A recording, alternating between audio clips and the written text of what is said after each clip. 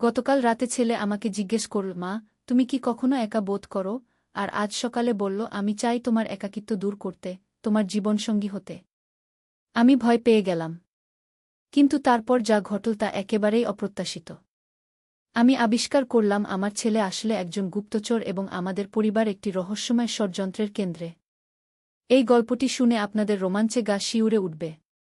এই গল্পটি সম্পূর্ণ শুনলে আপনাদের পানি অটোমেটিক বের হয়ে যাবে, যত দ্রুত সম্ভব হাতের কাছে টিস্যু নিয়ে বসে পড়ো। বিছানার চাদর যেন নষ্ট না হয় সেটা সম্পূর্ণ খেয়াল রাখার অনুরোধ জানিয়ে গল্পটি এখন শুরু করব। তার আগের সর্বশেষ অনুরোধ, দয়া করে এমন পানি বের করার গল্প নিয়মিত শুনতে আমাদের চ্যানেলটি সকলেই সাবস্ক্রাইব করুন। ধন্যবাদ। হ্যালো বন্ধুরা, আমার নাম রিনা খান। আমার বয়স 40 বছর। আমার স্বামীর নাম করিম খান, বয়স 43 বছর। আমাদের 2 সন্তান, রিয়াদ আর শায়মা। রিয়াদ 18 বছর বয়সী, বিশ্ববিদ্যালয়ে পড়ে। শায়মা 10 বছর বয়সী, স্কুলে যায়। গতকাল রাতে বেশ দেরি হয়ে গিয়েছিল। আমি বারান্দায় বসে তারা দেখছিলাম। রিয়াদ এসে পাশে বসল। মা, তুমি প্রায় এভাবে একা একা বসে থাকো কেন? সে জিজ্ঞেস করল। ভালো লাগে। শান্তি পাই, আমি বললাম। তুমি কি কখনো একা বোধ করো? তার প্রশ্নে আমি একটু ভাবলাম। হ্যাঁ, মাঝে মাঝে। তোর বাবা অফিসের কাজে প্রায় বাইরে থাকেন। কখনো কখনো মনে হয় কেউ নেই কথা বলার। আমি তো আছি। তুই তো আমার ছেলে। বন্ধুর মতো কথা বলা যায় না? রিয়াদ আমার দিকে এক অদ্ভুত চোখে তাকাল। তার চোখে এক ধরনের রহস্যময়তা ছিল যা আমি আগে কখনো লক্ষ্য করিনি। আজ সকালে উঠে চা বানাচ্ছিলাম। রিয়াদ এসে বলল, মা, গতকালের কথা ভাবছিলাম। কোনো কথা? তোমার একাকিত্বের কথা। সে আমার পাশে দাঁড়াল। আমি একটা সমাধান পেয়েছি। কি সমাধান? আমি তোমার জীবনসঙ্গী হব। আমি চমকে তাকালাম। কি বললি? মা, তুমি একা বোধ করো কারণ তোমার কোনো সঙ্গী নেই। আমি তোমার সঙ্গী হতে চাই। তুই তো আমার ছেলে। আমি তোমার ছেলে এবং তোমার সঙ্গীও হতে পারি কি? তার যুক্তি শুনে আমি কিছুই বলতে পারলাম না। আমি তোমাকে ভালোবাসি মা। তোমার একাকিত্ব দূর করতে চাই। বিয়ে করো আমাকে। কিন্তু কোনো কিন্তু নেই। সে আমার হাত ধরল। আমি তোমার সবচেয়ে ভালো সঙ্গী। আমি তোমাকে চিনি, বুঝি। চায়ের কেটলি থেকে ধোঁয়া বেরোচ্ছিল আর আমার চোখ জ্বালা করছিল। কিন্তু হঠাৎ করে রিয়াদ আমার কানের কাছে এসে ফিসফিস করে বলল, মা, আমি তোমাকে সত্যি বলছি। আমি তোমার ছেলে নই। আমার মাথা ঘুরে গেল। কি বলছিস তুই? আমি একজন সিক্রেট এজেন্ট। আমার আসল নাম রিয়াদ খান নয়। আমার নাম আরিফ হাসান। আমি গত 2 বছর ধরে তোমাদের পরিবারে গুপ্তচর হিসেবে থাকছি। আমি হতভম্ব হয়ে তার দিকে তাকিয়ে রইলাম। তুই কি বলছিস? মা। না, রিনা আপা, আমি তোমাকে সব সত্যি বলবো। তবে আগে বসো। আমি কাঁপা কাঁপা পায়ে চেয়ারে বসলাম। রিয়াদ। না, আরিফ তার পকেট থেকে একটা আইডি কার্ড বের করল। সেখানে লেখা বাংলাদেশ গোয়েন্দা সংস্থা, এজেন্ট আরিফ হাসান। আমার বয়স আসলে 25 বছর। আমি ন্যাশনাল সিকিউরিটি ইন্টেলিজেন্সে কাজ করি। তোমাদের পরিবার একটা বড় ষড়যন্ত্রের কেন্দ্রে। কি ষড়যন্ত্র? আমি কোনমতে জিজ্ঞেস করলাম। তোমার স্বামী করিম খান একটা আন্তর্জাতিক চোরাচালান চক্রের নেতা। সে মাদক আর অস্ত্রের চোরাচালান করে। আমাদের 3 বছরের তদন্তে এটা প্রমাণিত হয়েছে। আমার মনে হলো আকাশ ভেঙে পড়ল। না, এটা সম্ভব নয়। করিম একজন ব্যবসায়ী। তার ব্যবসা শুধু ধোঁকাবাজি। তার আসল কাজ অবৈধ। আর শায়মা? শায়মার কি? শায়মাও এই চক্রের অংশ। সে তোমার আসল মেয়ে নয়। সে করিমের এক সহযোগীর মেয়ে যাকে তোমাদের কাছে রেখে দেওয়া হয়েছে। তার কাজ হল তথ্য সংগ্রহ করা। আমি মাথায় হাত দিয়ে বসে পড়লাম। এটা কি স্বপ্ন নাকি সত্যি? রিনা আপা, আমি জানি এটা বিশ্বাস করা খুব কঠিন। কিন্তু আমি তোমাকে প্রমাণ দিতে পারি। আরিফ তার ব্যাগ থেকে একটা ট্যাবলেট বের করে আমার সামনে রাখল। সেখানে করিমের অনেকগুলো ছবি ছিল, বিভিন্ন জায়গায়, বিভিন্ন লোকের সাথে। কিছু ছবিতে বড় বড় প্যাকেট হাতে। এই দেখো, গত মাসে তোমার স্বামী কক্সবাজারে গিয়েছিল। তুমি ভেবেছিলে ব্যবসার কাজে। কিন্তু আসলে সে মিয়ানমার থেকে 1 টন ইয়াবা নিয়ে এসেছে।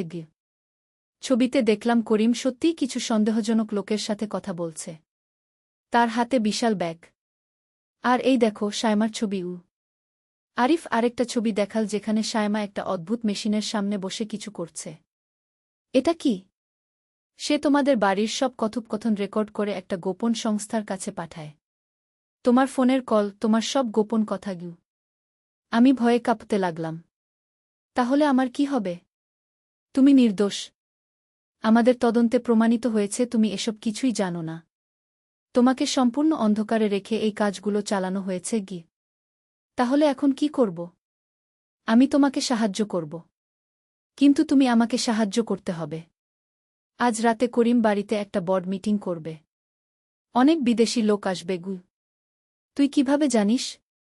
আমি 2 বছর ধরে তাদের সব গোপন পরিকল্পনা জানি। আজ রাতে তারা 5 কোটি টাকার একটা ডিল করবে। আর আমাদের পুলিশ তাদের হাতে নাতে ধরবে। কিন্তু শায়মা? সে তো আমার মেয়ের মতো। শায়মার আসল বাবা মা রাশিয়ায় থাকে। তারাও এই চক্রের অংশ। শায়মা মাত্র 10 বছর বয়সেই প্রশিক্ষিত গুপ্তচর। আমি কাঁদতে শুরু করলাম। আমার জীবন তাহলে একটা মিথ্যা? আরিফ আমার কাঁধে হাত রাখল। রিনা আপা, তুমি একজন ভালো মানুষ। তোমার দোষ নেই। কিন্তু এখন তোমাকে সিদ্ধান্ত নিতে হবে। তুমি কি আমাদের সাহায্য করবে? আমি কি করব? আজ রাতে যখন মিটিং চলবে তুমি বাড়িতে থাকবে। আমি তোমাকে একটা ছোট রেকর্ডার দেব। তুমি সেটা অন করে রাখবে, যাতে সব কথোপকথন রেকর্ড হয়। কিন্তু যদি ধরা পড়ি? ধরা পড়বে না। আমি তোমার পাশেই থাকব। তুমি শুধু স্বাভাবিক থাকবে। আমি অনেক ভেবে বললাম, আচ্ছা আমি তোমাকে সাহায্য করব। কিন্তু তুই কি সত্যিই আমার ছেলে নন? না আপা। আমি সত্যিই একজন এজেন্ট। কিন্তু এই 2 বছরে তুমি আমার মায়ের মতো হয়ে গেছ। আমি তোমাকে ভালোবাসি, কিন্তু সেটা ছেলের ভালোবাসা। তাহলে সকালে যা বলেছিলি? সেটা ছিল আমার প্ল্যানের অংশ। আমি চেয়েছিলাম তুমি বিভ্রান্ত হয়ে যাও, যাতে করিম সন্দেহ না করে যে আমি তোমাকে সত্যি বলেছি। সন্ধ্যা হয়ে এল। করিম বাড়িতে ফিরে এল। তার সাথে 3 জন বিদেশি লোক। তারা রাশিয়ান ভাষায় কথা বলছিল। রিনা, তুমি উপরে গিয়ে থাকো। আজ রাতে আমার গুরুত্বপূর্ণ কাজ আছে। আচ্ছা, আমি বললাম। আরিফ আমাকে ছোট্ট একটা রেকর্ডার দিয়েছিল। আমি সেটা চালু করে রাখলাম। রাত 9টার দিকে নিচ থেকে অনেক কথাবার্তা শুনতে পেলাম। আমি সিডিতে বসে শুনতে লাগলাম। করিম বলছিল, এবার 5 কোটি টাকার মাল তৈরি। 3টা কন্টেইনারে ভাগ করে পাঠাবো। একজন রাশিয়ান বলল, চায়না কানেকশন ঠিক আছে তো? হ্যাঁ, বেইজিংয়ে আমাদের লোক আছে। সেখান থেকে ইউরোপে পাঠাবে। শায়মা হঠাৎ বলল, বাবা, মার কাছ থেকে নতুন ইনফরমেশন পেয়েছি। পুলিশ আমাদের সন্দেহ করছে। আমার হৃদয় কেঁপে উঠল। শায়মা সত্যিই গুপ্তচর। করিম রেগে গেল। কি বলছিস তুই?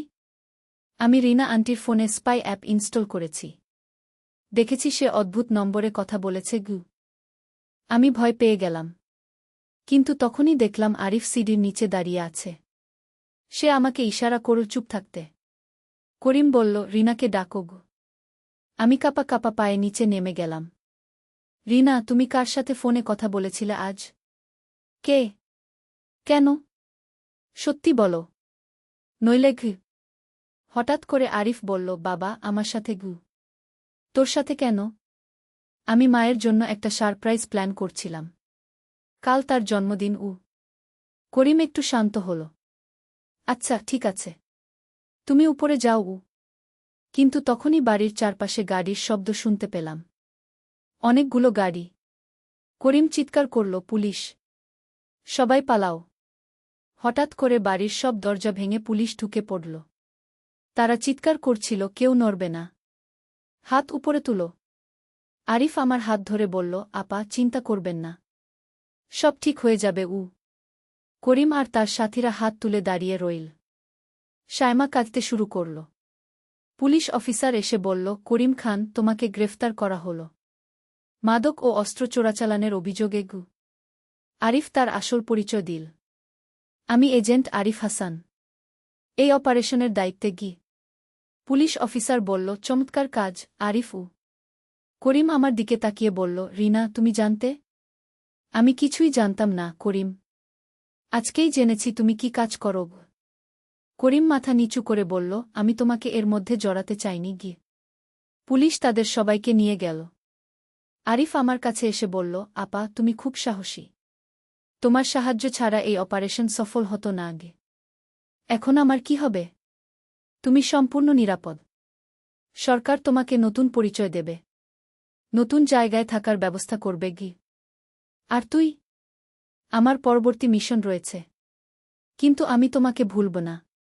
তুমি আমার প্রিয় মায়ের মতো গু। 3 মাস পরে আমি ঢাকায় একটা ছোট্ট বাড়িতে থাকতে শুরু করলাম।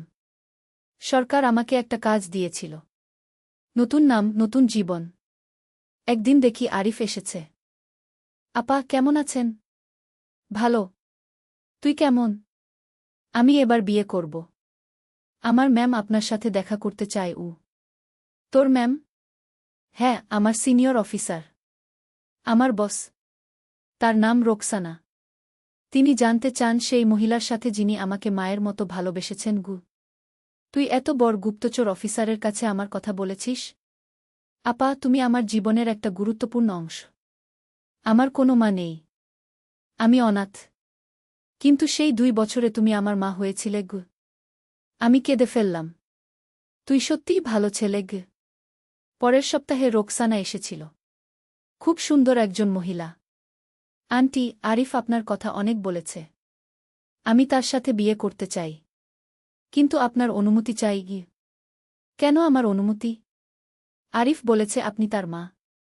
একজন ছেলের বিয়েতে মায়ের আশীর্বাদ দরকার। আমি খুশি হয়ে বললাম, আমার আশীর্বাদ আছে গি। আরিফের বিয়েতে আমি মায়ের মতো অংশগ্রহণ করলাম। সবাই আমাকে আরিফের মা বলে সম্মান করল। আজ 3 বছর হয়ে গেল।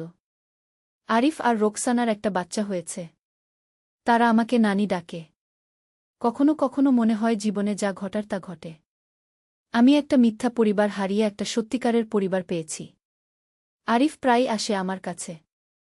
বলে, মা, তুমি কেমন আছো? আমি বলি, ভালো। তোর জন্য গর্বিত। কেন? তুই একজন সৎ মানুষ। তুই দেশের জন্য কাজ করছিস গু। গত মাসে করিমের বিচার হল। তার যাবজ্জীবন কারাদণ্ড হয়েছে। শায়মাকে তার আসল বাবা মায়ের কাছে পাঠিয়ে দেওয়া হয়েছে। আমি এখন একা নই। আমার একটা নতুন পরিবার আছে। আরিফ আমার ছেলে, রোকসানা আমার বৌমা, আর তাদের বাচ্চা আমার নাতি। কাহিনীর শেষে আমি বুঝতে পারলাম, কখনো কখনো জীবনের সবচেয়ে বড় দুঃখ থেকেই সবচেয়ে বড় সুখ পাওয়া যায়। আমি একটা ভুয়া পরিবার হারিয়ে একটা সত্যিকারের পরিবার পেয়েছি। আরিফ আমার কাছে আর শুধু একজন গুপ্তচর নয়, সে আমার আপন ছেলে। আর এই নতুন জীবনে আমি কখনো একা নই। এখন আরও 2 বছর কেটে গেছে। আরিফের ছেলে রায়ান এখন 3 বছর বয়সী। সে আমাকে নানি মা ডাকে।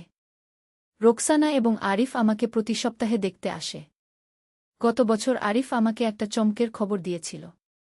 মা, আপনার একটা পুরনো বন্ধুর খোঁজ পেয়েছি। কোনো বন্ধু? যে স্কুলে আপনি পড়তেন সেই স্কুলের একটা রিইউনিয়ন হবে। আপনার ক্লাসমেট শামিমা খানম আপনাকে খুঁজছেন গু। শামিমা?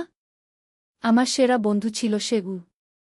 আরিফ আমাকে স্কুল রিইউনিয়নে নিয়ে গেল।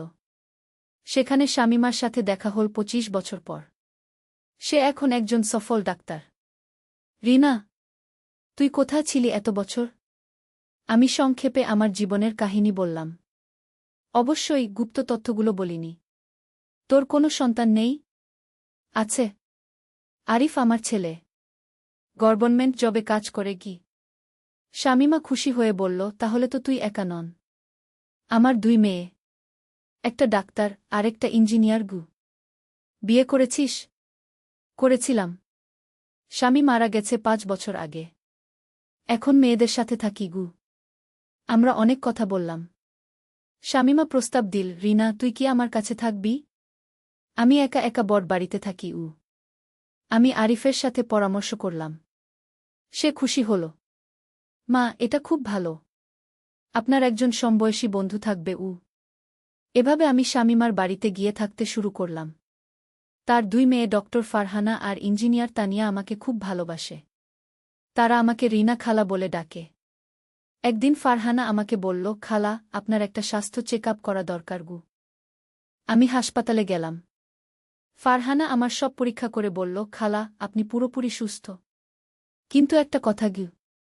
কি? আপনার আর একটা সন্তান হওয়ার সম্ভাবনা আছে। আপনার বয়স এখনো 40। যদি ইচ্ছা থাকে গু। আমি হেসে ফেললাম।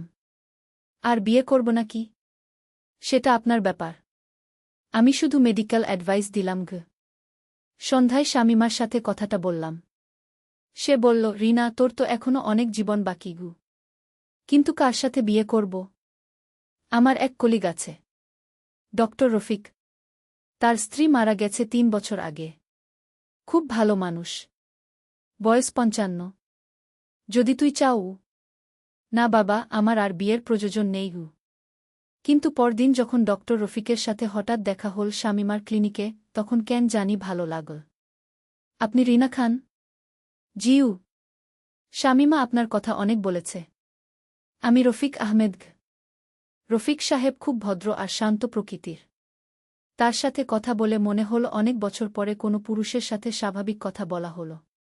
এরপর মাঝে মাঝে শামীমার বাড়িতে রফিক সাহেব আসতেন। আমাদের বন্ধুত্ব হয়ে গেল। 3 মাস পর একদিন তিনি প্রস্তাব দিলেন, রিনা, আমি জানি আপনার জীবনে অনেক কষ্ট গেছে। আমারও। যদি আপনি চান, আমরা একসাথে জীবন কাটাতে পারি।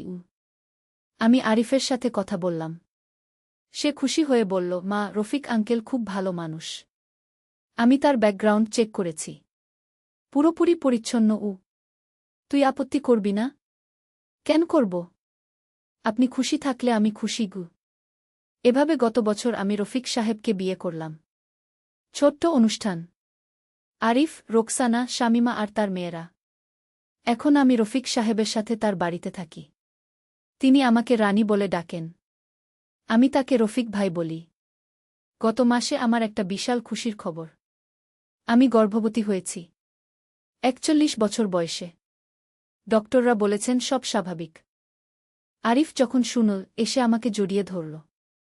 মা, আমি একটা ভাই বা বোন পাচ্ছি। তুই খুশি? খুব খুশি। আমার 2টো পরিবার হল। আপনার এই নতুন পরিবার, আর আমার পরিবার। রোকসানাও খুব খুশি। সে বলল, আন্টি, আপনি আমাদের সবার অনুপ্রেরণা গু। এখন আমি 5 মাসের গর্ভবতী। রফিক সাহেব আমার খুব যত্ন নেন। আরিফ প্রতিদিন ফোন করে খোঁজ নেয়া। গতকাল ডাক্তার বলেছেন এটা মেয়ে হবে গু। আমি আর রফিক সাহেব ঠিক করেছি নাম রাখব রিমা। আরিফ বলল, মা, রিমা হবে আমার বোন। আর রায়ান হবে তার দাদা। আমি হেসে বললাম, দাদা নয়, ভাইপো। যাই হোক, আমি খুব খুশি গু।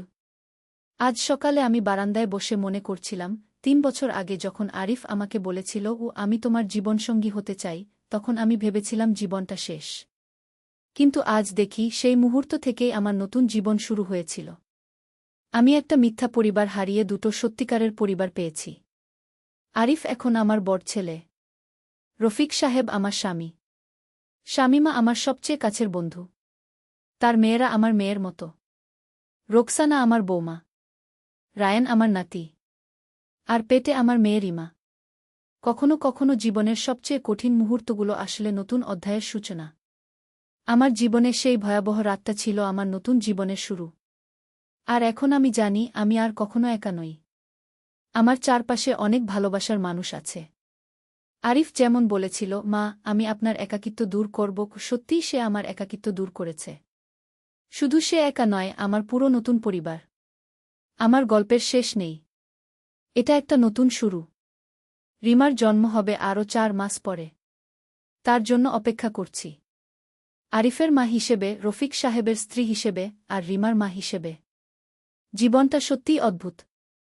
একদিন যেটা সবচেয়ে বড় সমস্যা মনে হয়, পরদিন সেটাই হয়ে ওঠে সবচেয়ে বড় আশীর্বাদ। আমি এখন একজন সম্পূর্ণ নারী। একজন মা। একজন স্ত্রী। একজন বন্ধু। একজন নানী। আর খুব শীঘ্রই আবার একজন নতুন মায়ের ভূমিকায়। এই গল্প শুনে যদি কেউ মনে করে যে জীবনে সব শেষ, তাহলে বলি, না, কিছুই শেষ নয়। একটা অধ্যায় শেষ হলে নতুন অধ্যায় শুরু হয়। আর সেই নতুন অধ্যায় হতে পারে আগেরটার চেয়ে অনেক সুন্দর। আমার নাম রিনা খান থেকে এখন রিনা আহমেদ। কিন্তু নামের চেয়ে বড় কথা, আমি এখন একজন পূর্ণাঙ্গ মানুষ। ভালোবাসায় ভরা, আনন্দে ভরা, স্বপ্নে ভরা। এই গল্প আমার নয়, এই গল্প আমাদের সবার। যারা মনে করি জীবনটা কঠিন, যারা মনে করি আমরা একা, যারা মনে করি সব শেষ, তাদের সবার জীবন কখনো শেষ হয় না। শুধু রূপ বদলায়।